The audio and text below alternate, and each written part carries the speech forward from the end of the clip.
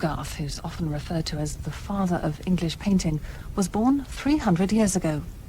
Around the country, and especially in London, where the artist lived all his life, there are exhibitions and events to mark the anniversary. Today's Sunday feature, The Modern Moralist, presented by Dr. Judy Collins of the Tate Gallery, is Radio 3's birthday tribute to this remarkable man.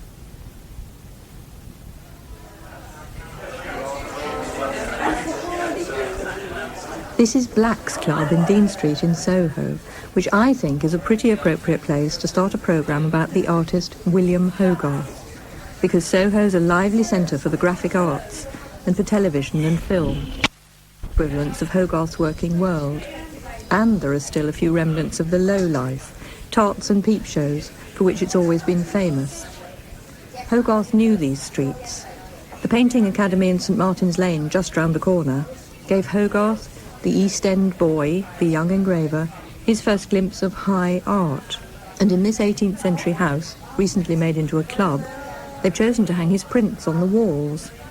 They are his two great suites of engravings, the Harlot's Progress down here in the basement, and the Rake's Progress very properly upstairs. Now, I don't know if that means you can lose a reputation or a fortune here, but it tells us something about how powerful Hogarth's images are today. And in this programme, I want to explore why, 300 years after his birth, Hogarth is still so appealing. And it occurs to me that the main reason is that he was so quintessentially urban.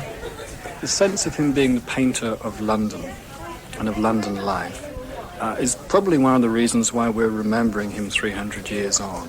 The writer, Nick Dear, whose work includes a play about Hogarth. He wasn't doing Dedham Vale, and he wasn't doing ruins outside Florence. He was a Londoner.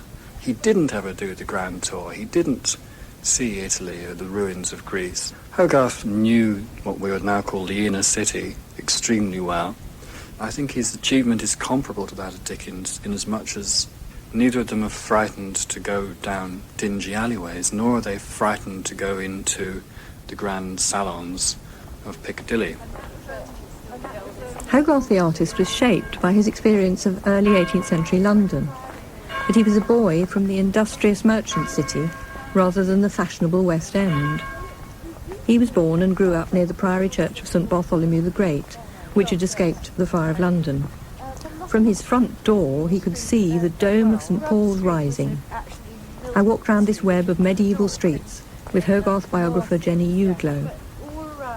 When you come out of that tangle of streets and the sort of warren of lanes, suddenly in front of you opens out what must have been in the 18th century a huge, teeming, open space. Suddenly there is Smithfield in front of you, full of men, women, animals, street sellers, carriages, noise, profusion, variety everywhere. It must have been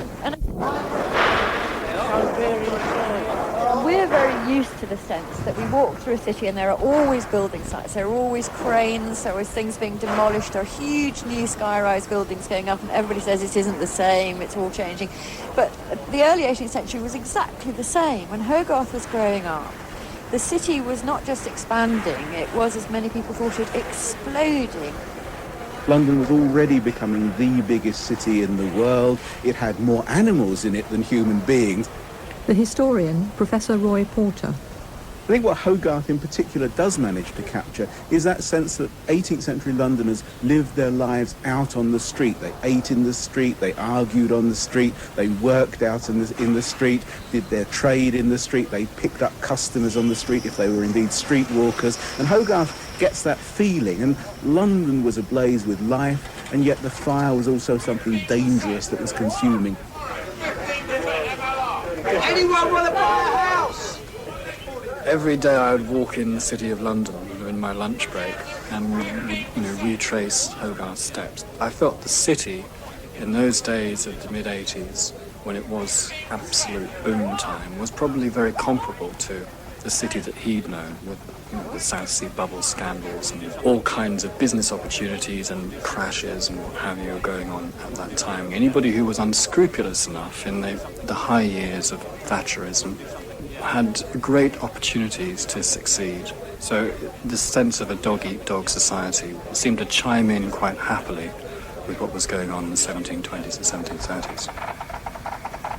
In this unforgiving mercantile city, there were winners and there were losers. For Hogarth's own father, a scholar who'd come down from Westmoreland, things went badly wrong. Hogarth's father ran a little school and also ran, it seems very bizarre to us, a Latin-speaking coffee house. In other words, he was teaching those on the make how to speak Latin. Not surprisingly, it wasn't a great success. In fact, by the time Hogarth was 10, his father was deeply in debt, and none of his family could come to his rescue. So he was arrested for debt and sent to the Fleet prison, which again is just on the southern side of Smithfield. It's all happening around this extraordinary diamond square in the middle. He was able to live at what are called the liberties of the Fleet, where you could take a lodging and your family could live there with you. So as an impressionable young boy, he's actually living with his family in an open prison and observing the inmates. Yes, certainly. Hogarth, more than any other 18th century artist, drew prisons and painted prisons, and even sometimes his stage sets or his aristocratic houses look like prisons. Yes, he did have that fascination. He was fascinated with the Beggar's Opera and the character of Macheath in the Beggar's Opera, of which he did many different versions. He was fascinated by criminality and by punishment. He did draw an Irish murderess a few days before she was hanged.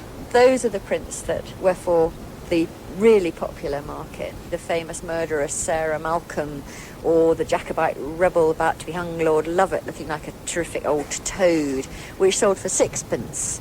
So the popular market, the sixpenny prints, were sort of notorious people of the day, the Daily Mirror type people. Yes, yes. But they show how much Hogarth is part of a world of a thriving print world. I mean, prints like those were being done all the time. He wasn't alone. He's not a lone genius. He just does what other printmakers are doing very, very much better. And he made popular graphic print culture into an art. The novelty t-shirts then. Every summer, London came alive with street fairs. Hogarth painted and engraved one of the most popular, which took place in front of the old church of St. George at Southwark. A mass of Londoners rushed between rival booths of actors advertising their productions. Jephthon's Rash Vow, Punch and Judy at Hellmouth, and The Siege of Troy, whose painted backcloth significantly obscures the church. You can hear the cacophony: drums, bagpipes, dogs, gamblers and drunks. These images of contemporary life, crowded with incident, were new in British art and became a hallmark of Hogarth's work. I'm just trying to find one. 147. Artist and satirist Ralph Stedman. Southwark Fair. There we are. Now, there's at least 100 people in here, if not more. That could well be a scene from a film. It's whatever the camera happens to encapsulate in that moment, just within its frame. What's outside is outside it, but in fact, we know now that things are outside that frame. What we happen to be looking at is just what the camera is pointing at. And there's something very matter of fact in the way he works. Whether the dogs were sneaking pieces of meat from somewhere or jumping up on the table and taking things away, they were elements of real life, and he was capturing them very definitively, so that in fact it did make people believe what they saw in his picture actually happened. There are no fading edges. It actually happens right up to the edge of the picture. Here, 3 men, 2 pen, lady! Although this print looks as though it captures one particular moment of life on the street in novelistic detail, that's not all that it is. When Hogarth shows us a stage collapsing, the actors upturned and showing us their underwear, he reminds us not only of the flimsiness of their show, but the wider precariousness which characterized 18th century society. Hogarth was an artist with a message to express, and he loaded these kind of works with emblem, verbal and visual puns, verses, warnings and announcements, and allegory borrowed and popularized from tradition. That's the paradox. Where we are offered realism in Hogarth's work, we are also given theatricality. I have endeavoured to treat my subjects as a dramatic writer.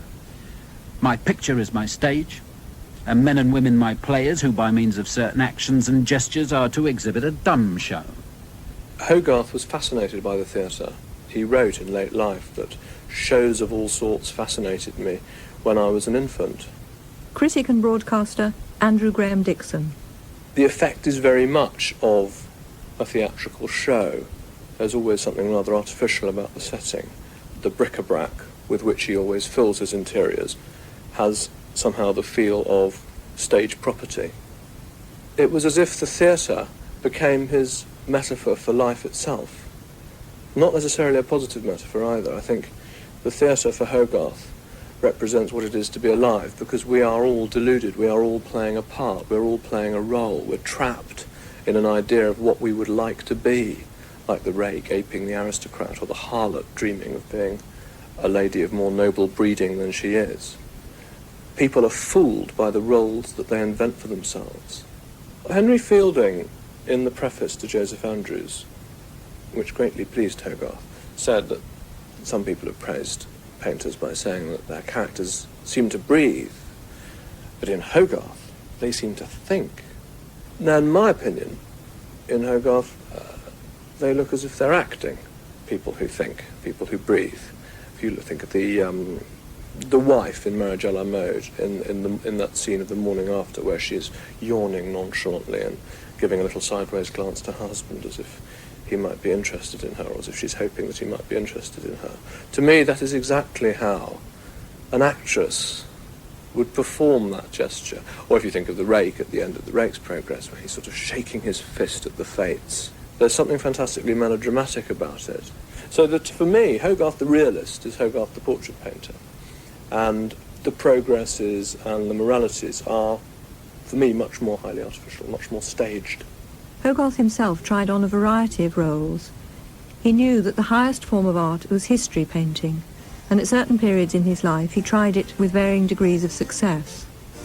But the way we know him best is probably through the famous self-portrait with his pug dog. What's he telling us in this picture? It's a complex work.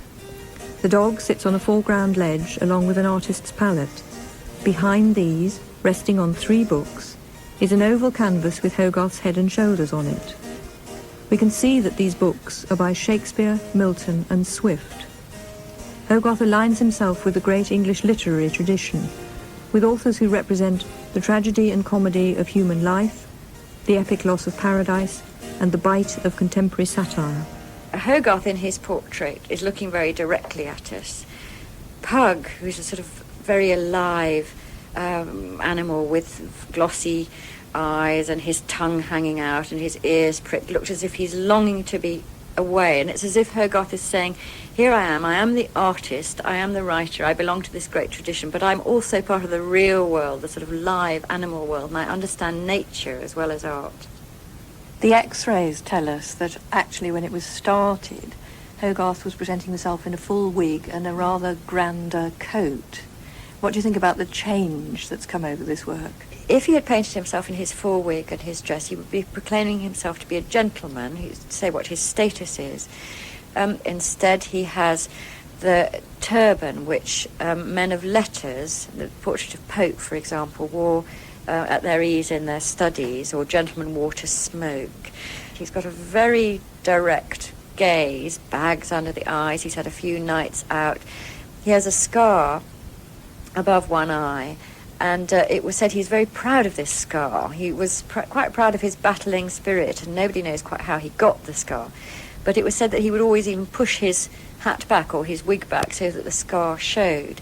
So the move from the wig to this kind of portrait is typically double, typically Hogarth. It pushes him towards being a man of letters or learning in his study, but it also makes him a sort of bold and tough in a different way as well. I was attracted to the energetic, rather laddish quality of him, and particularly from a dramatist's point of view, I thought, oh, here's a character we can have fun with. He doesn't take any shit from anybody. If there's an argument going, he'll be in it. He does have very particular views, and he's prepared to propound them very aggressively if he feels like it, which to a dramatist, of course, is a godsend. In this scene from Nick Dear's play about Hogarth, The Art of Success, The painter is drunk at the Beefsteak Club and gets into his favourite argument, defending British, especially his own, art over the so-called masterworks imported from the continent by fashion-conscious connoisseurs. Willie Hogarth, a great artist. Let us assess his curriculum vitae. What cathedrals has he done? What frescoes and what battles? My portraits are widely reputed. Portraits. Any hack can do titchy portraits that clutter up sideboards, but a great artist. Let me remind you, one has toured the continent and one has seen great art. I mean the originals. Vast canvases in gold leaf frames, huge blocks of stone chipped up to holiness, Annunciation, Pietà, and in the damp palaces of Venice spent my inheritance, spent money like water, building my collection of Madonnas. Dead Christ, holy families, flying angels, and shiploads, no doubt, of similar dark, dismal subjects. Historical allegories, mainly, drawn from the well of antique myth. Which no one can understand. Not open to the common herd, I grant you. Which I can't understand. Lack of education is such a dreary thing. I didn't have time for an education. I had to earn a crust, didn't I? I have no patron, no office, no inheritance, but I do have this body of work behind me built from nothing. It's not great, not quite, but not inconsiderable. I'll flog some shit, I know, but I do believe. I must allow myself to believe I got it in me. Great work, lasting work. I'm still learning, yeah, but I'm making a fucking go of it, aren't I? There were times when he was extremely pugnacious and absolutely xenophobic. On a trip to Paris in 1748, he behaved obviously appallingly and said all the houses were gilt and beshit, and, you know, and got sent home from Calais for being thought to be a spy. Any change, please? How did this energetic, pugnacious artist carve a place for himself? Well, he didn't do himself much harm by eloping with and marrying Jane, the daughter of Sir James Thornhill, sergeant painter to the king, who had decorated the dome of St. Paul's.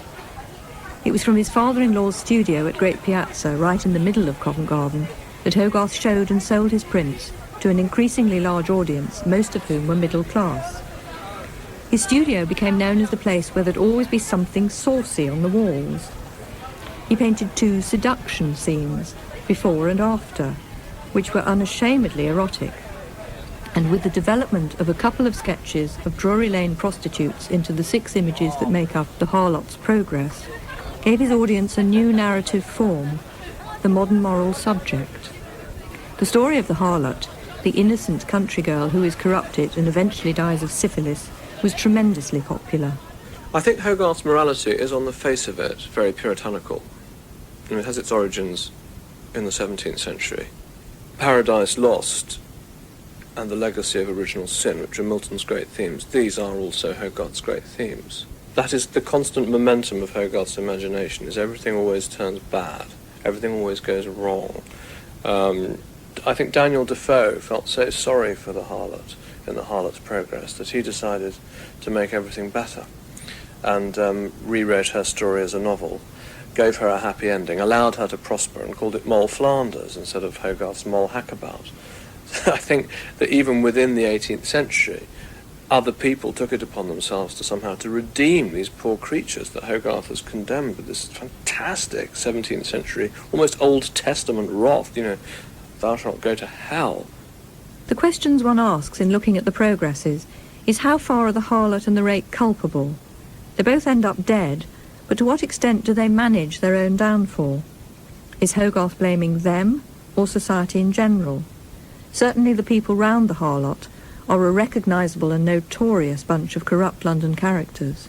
The board who exploits her, the Colonel Charteris, well-known topical figure, and a rapist, actually tried for rape in the same year that the Harlot's Progress comes out.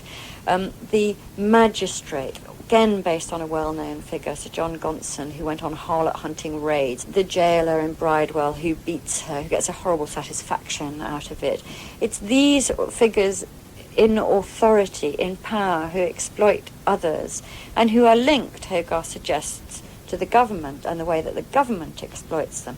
Colonel Charteris, who is accused of rape, in a heart-rending case, at which there was a lot of evidence against him, is acquitted to the horror of the populace because he has influential friends, so it's said, and indeed is a friend of Robert Walpole, the Prime Minister. And it's Hogarth, in a way, is speaking on behalf of those outraged people. So it's that kind of moral, rather than the individual, that he wants to push home. The notion of social responsibility is very strong in Hogarth, and what you're seeing in paintings like The Rake's Progress is someone who's acting without social responsibility. I mean, the thing that people talk about and worry about most in the early 18th century is luxury. That's to say, the accumulation of wealth and goods, and is that compatible with, well, even sociability or getting on with other people, harmony? Art historian Professor David Bindman. Hogarth makes it clear in the very first of the 8 scenes of The Rake's Progress that Tom Rakewell's spendthrift ways are the inevitable outcome of another excess, his father's miserly obsession with money. In a modern way, Hogarth at least partly exonerates the rake by setting him in context.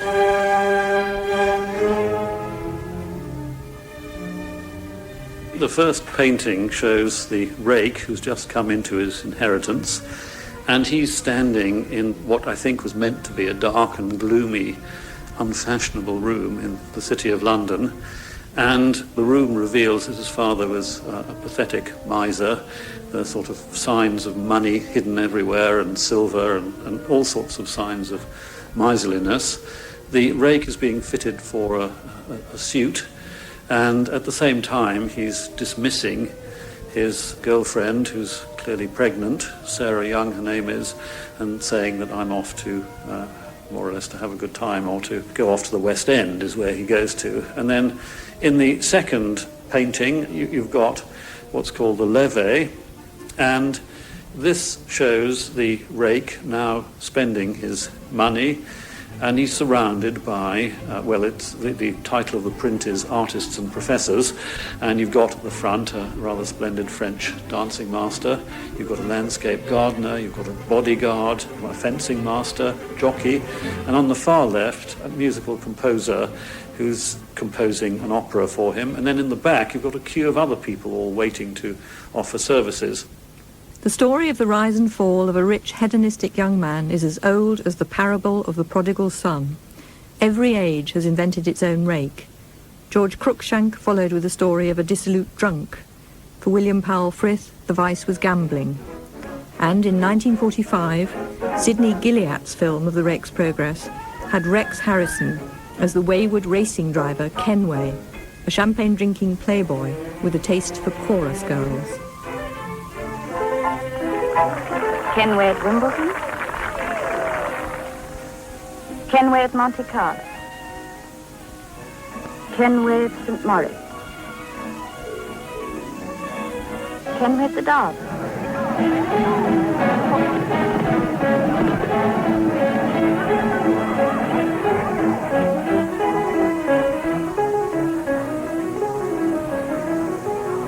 Kenway broke.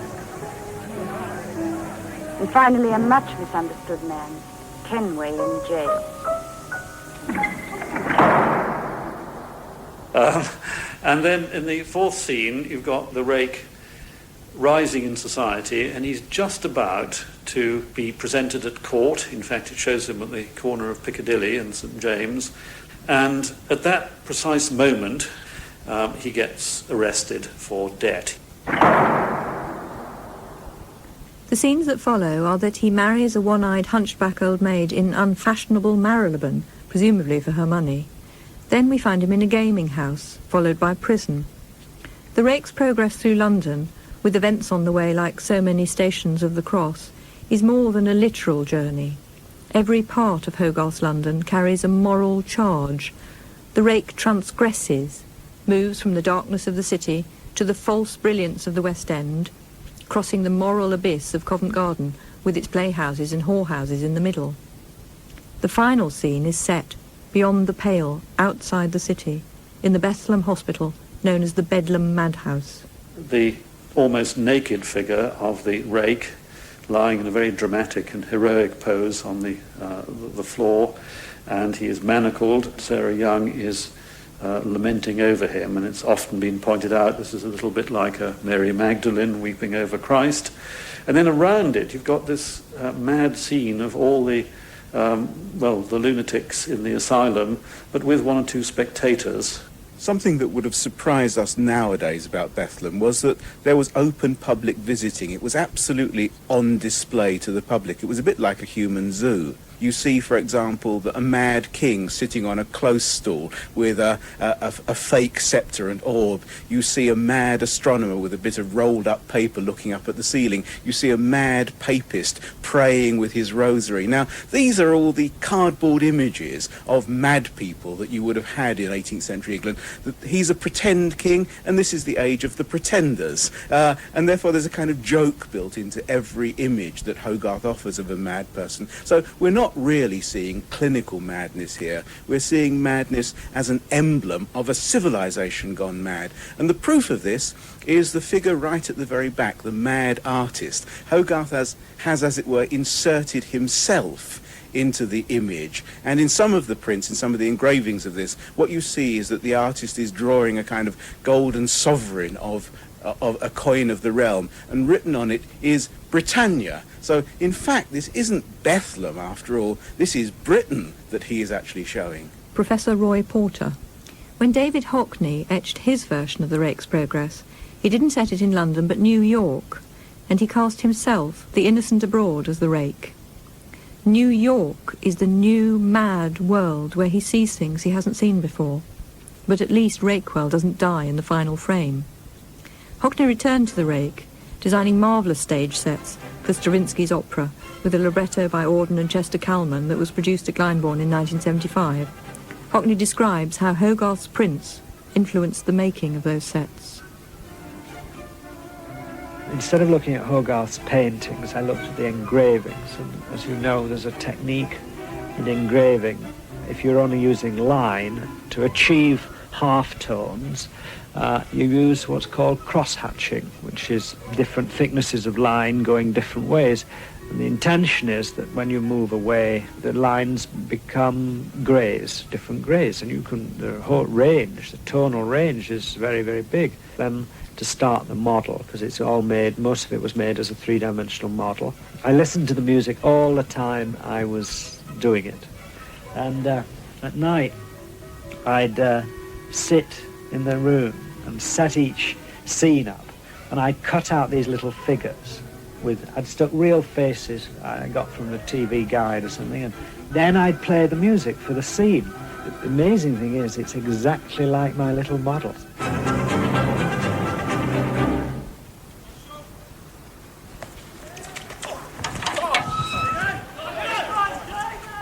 Despite the popularity of his modern moral subjects, Hogarth wanted to prove himself as a history painter, and to make the move more completely from craftsman engraver to gentleman artist. But would connoisseurs and aristocratic customers be interested in the work of an artist known as a maker of prints that were both satirical and, far from being an exclusive product, came rolling off the presses by the thousand? An answer of a sort came when Hogarth became a governor of this place and helped turn it into the first public art gallery in the country. It's the Chorim Foundation, formerly the Foundling Hospital, in Brunswick Square in Bloomsbury, and it still answers a need in ministering to troubled children and their families. The Hogarthian world, in terms of need, has most certainly not gone away. I think it's one could argue that some of the needs are a little changed, and the consequences of poverty are certainly with us. Possibly some of the other needs we deal, our old needs, with new labels. Deputy Director of the Chorim Foundation, Richard Wider. Standing where we are at the moment, we are in fact looking at what was the site of the Foundling Hospital. The hospital stood on the artificial playing field which you see in front of us. The main thing that is actually left of the old Foundling Hospital is the colonnade, which we can see beyond the playing fields, which was formed what I suppose must have been a fairly grand entrance to the hospital. And it was through that entrance that the visitors would have come in the early days, and we know that it was a place where people came to be seen. They came because of the chapel where Handel was giving his concerts. It was a fashionable place to come on Sundays. They seem also to have come, frankly, rather to gawp at the foundling children as they consumed their Sunday lunch. The Foundation's headquarters incorporates part of the original building, including the grand staircase and the courtroom, the decoration of which was organised by Hogarth. And it's in this part of the building that the pictures that were donated by Hogarth, Highmore, Hayman, James Wills, and a sculpture given by Riesbrack are displayed. Rian Harris, curator of the collection, showed me round. It was established in 1739 by Thomas Chorim, who was a shipwright and sea captain. He spent 17 years campaigning to actually establish the hospital. What is a foundling? A foundling is a deserted or abandoned child. In this case, because of the 18th century attitudes towards illegitimacy, we can assume it was probably an illegitimate child, but it is not an orphan. It is a child that was abandoned. In fact, babies were found on dung heaps. They littered the streets. Many young women at the time had no alternative but to abandon their children on the streets of London. The great painting by Hogarth in the Foundling Hospital is his glorious portrait of Thomas Chorim, and it appears that Hogarth gave the portrait to the hospital, firstly, I suppose, in honour of its founder, but secondly, in order to exhibit it and for people to see it. The portrait which I painted with most pleasure, and in which I particularly wished to excel, was that of Captain Chorim for the Foundling Hospital. And if I am so wretched an artist as my enemies assert, it is somewhat strange that this should stand the test of 20 years' competition and be generally thought the best portrait in the place, notwithstanding the first painters in the kingdom exerted all their talents to vie with it. There's something ambiguous about the philanthropic activities of people like Hogarth, and it was an ambiguity that was known at the time.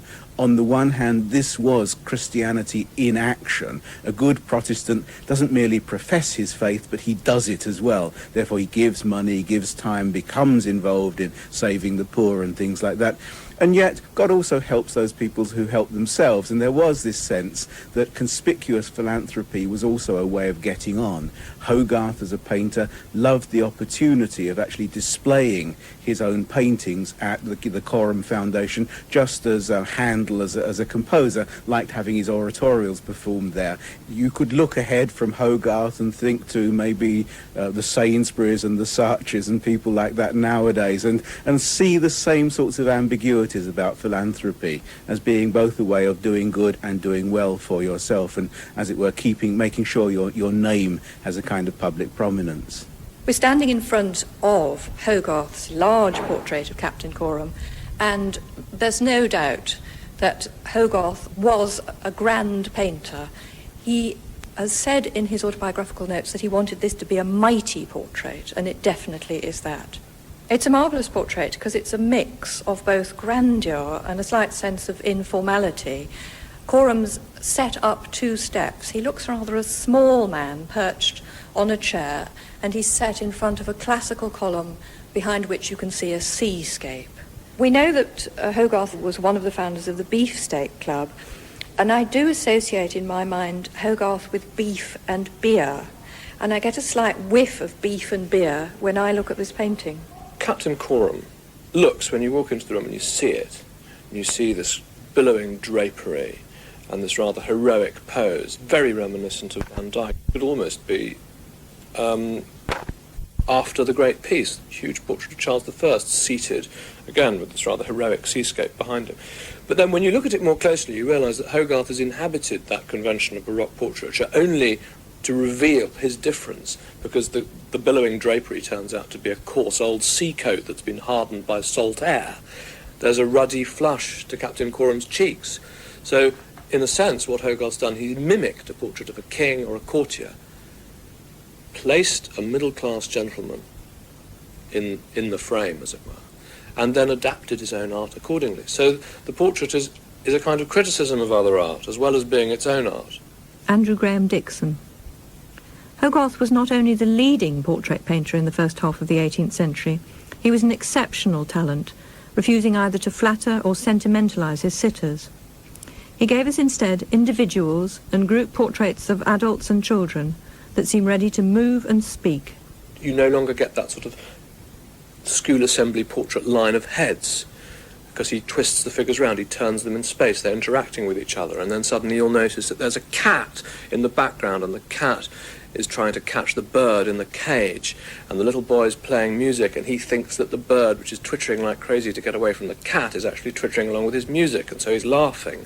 But he's wrong to be laughing because he doesn't understand what's going on. And suddenly you realise that what was just a portrait has actually turned into something much more vivid and strange, and a picture that contains these elements of intense liveliness, but also a slightly sinister tone, a note that death has entered this childish paradise. The portraits of Max Wall by the artist Maggi Hambling enjoy the same subversive energy. Well, I suppose the painting of Max in the studio with a large white barn owl flying in through the window could be put in the same category. Maggi Hambling painted from memory a series of drinkers in pubs, without ever making a sketch of them at the time. Hogarth had a similar skill. He devised a mnemonic technique, a kind of linear shorthand, reducing a figure to 2 or 3 lines, which he could then flesh out in his studio. I would just have half a bitter, which I would make last a very long while, and then shut my eyes, turn away from the subject and sort of check that I'd got that eyebrow, or check that I'd got that nostril inside me. So I'd train the visual memory, and so after about an hour, I could return to the studio and make the painting entirely from that information. I didn't draw at all. I just looked and looked and came back and did it from memory.